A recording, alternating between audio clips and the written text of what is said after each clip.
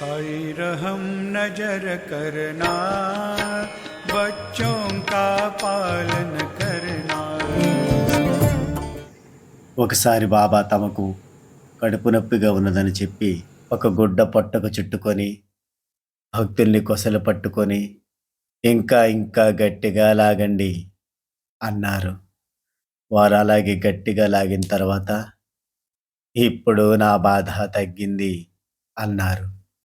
అదే సమయంలో నీమ్గాములో ఒక భక్తురాలు ప్రసవ వేదన పడి బాబా నొప్పి తగ్గిందన్న సమయంలోనే ప్రసవించింది అని తర్వాత తెలిసింది. సాయిరా శ్రీ సాయిరా సాయిరా బాబా సాయిరా సాయిరా శ్రీ సాయిరా సాయిరా. చూశారా, భక్తుల బాధలు కూడా బాబావే.